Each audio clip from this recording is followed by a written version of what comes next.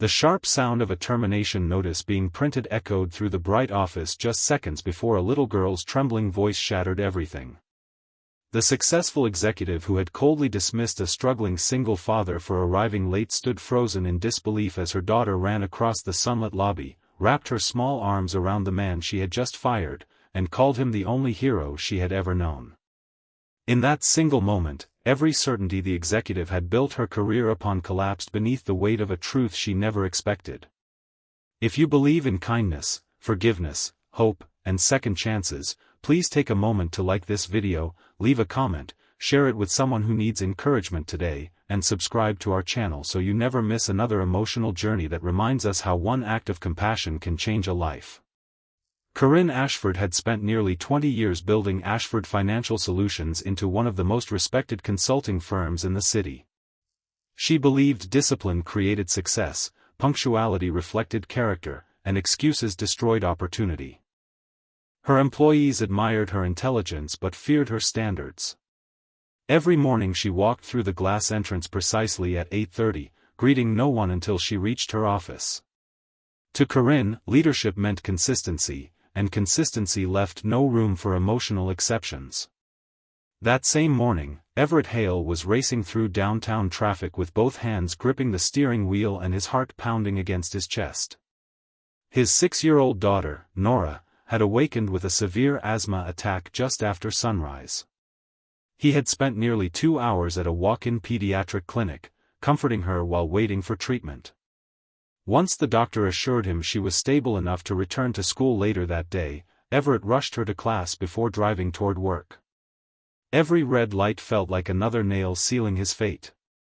Everett had worked at Ashford Financial Solutions for almost 4 years as a facilities coordinator. His job rarely attracted attention because everything simply worked. Broken equipment was repaired before anyone noticed. Meeting rooms were always prepared. Deliveries arrived on time. Office celebrations somehow came together without anyone asking how. He was dependable, humble, and quietly respected by everyone except the executives who rarely noticed the invisible people keeping the building alive. He arrived 43 minutes late. Corinne was already standing near the reception desk reviewing attendance reports when Everett hurried through the entrance, still wearing the worried expression of a father rather than an employee. Before he could explain anything, Corinne interrupted him. She had warned staff repeatedly that repeated lateness would not be tolerated. Although Everett had maintained an excellent record for years, the recent implementation of stricter policies left no room for personal judgment. She escorted him into a conference room flooded with morning sunlight. Human Resources was already waiting with paperwork. Everett attempted to explain that his daughter had suffered a medical emergency, but Corinne believed every exception weakened the standards expected from everyone else. She reminded him that businesses survive through accountability, not sympathy. Minutes later she handed him the termination documents. Everett accepted them quietly. He never argued. He simply thanked everyone for the opportunity, collected the family photograph from his locker, placed his employee badge on the desk, and walked toward the lobby carrying a small cardboard box that somehow contained 4 years of loyal service. Several employees watched in silence, uncomfortable but powerless. At that exact moment, the front entrance opened again.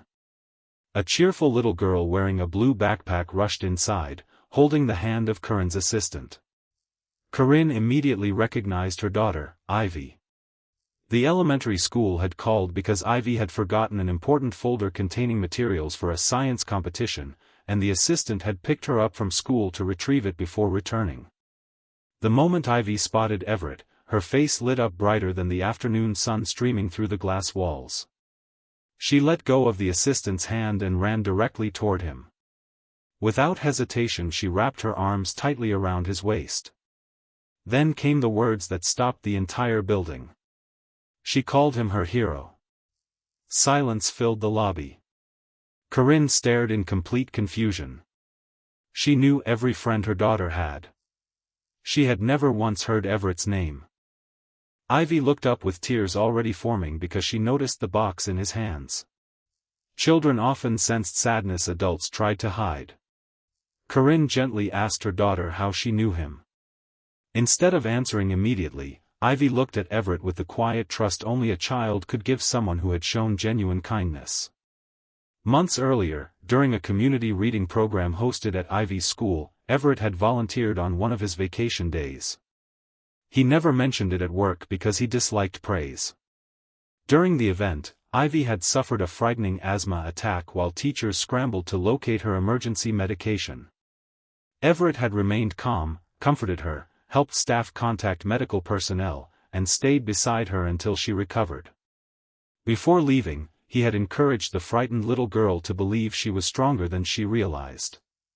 She never forgot him. Neither did the teachers.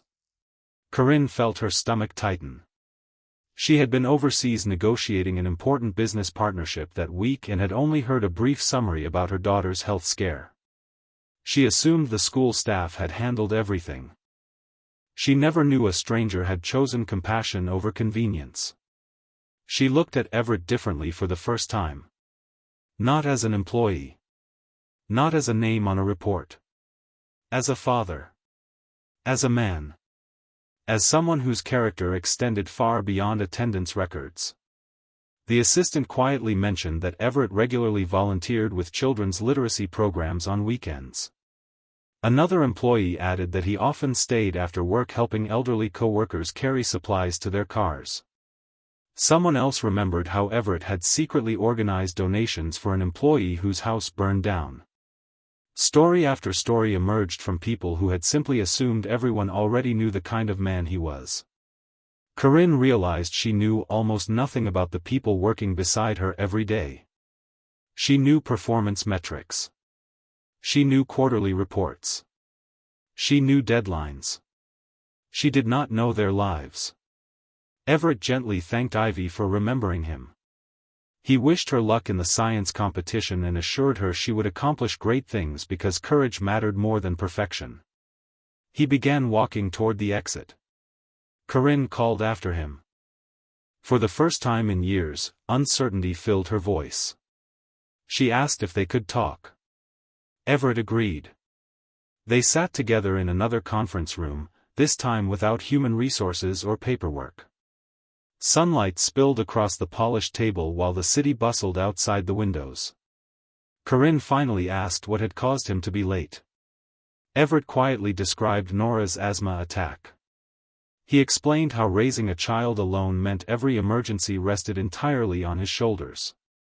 He never expected special treatment because he accepted those responsibilities willingly. He admitted losing his job frightened him, but his daughter would always come before any paycheck. There was no bitterness in his words. Only honesty. That honesty hurt Corinne more than anger ever could. She thought about her own daughter. How many important moments had she missed while chasing impossible standards? How often had work become more important than people? The questions lingered long after the meeting ended.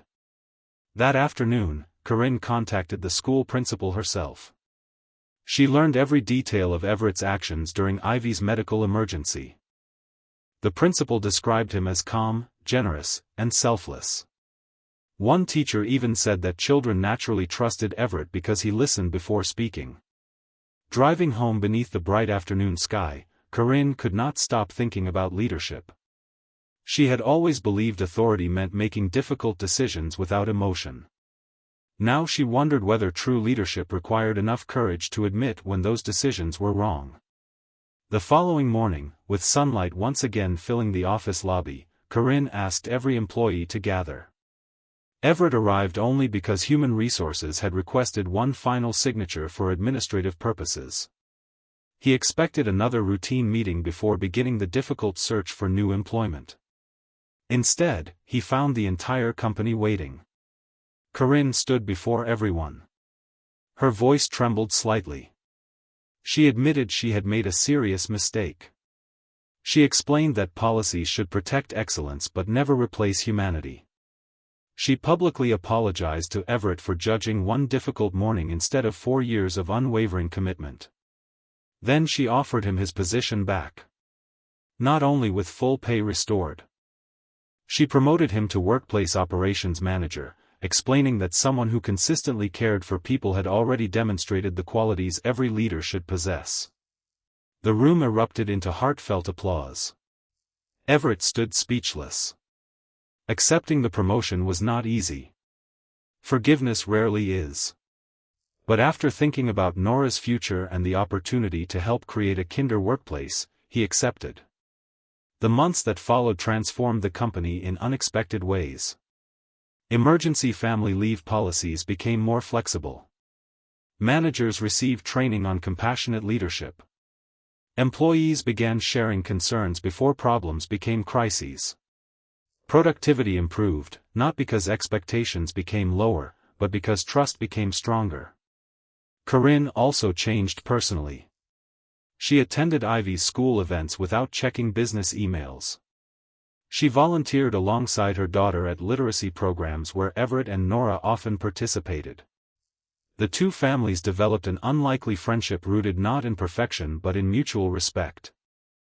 Nora and Ivy quickly became inseparable friends, spending sunny afternoons reading books, planting flowers in community gardens, and helping organize neighborhood charity drives. Watching their daughters laugh together reminded both adults that the greatest investments were never measured in profits but in people. Years later, when Ashford Financial Solutions received a national award recognizing outstanding workplace culture, reporters asked Corinne what inspired such dramatic change. She smiled before answering.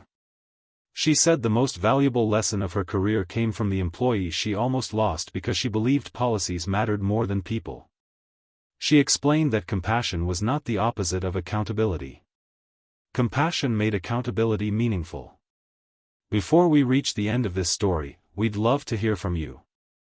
Please leave a meaningful comment sharing whether you believe one act of kindness can completely change someone's life, or whether you've ever been given a second chance you never expected. Everett never forgot the pain of carrying that cardboard box through the lobby, but he also never forgot the courage it took for someone to admit they were wrong. Corinne never forgot hearing her daughter call another person her hero, because that single sentence revealed the kind of example she wanted to become herself. Their lives changed not because one person was perfect, but because both chose humility over pride, understanding over judgment, and forgiveness over resentment. If this story touched your heart, please like this video, leave a meaningful comment, share it with someone who needs hope today, and subscribe to our channel so you never miss another emotional journey. May we all remember that behind every late arrival, every quiet face, and every difficult day, there may be a story we cannot see, and sometimes, the greatest act of leadership is simply choosing compassion before judgment.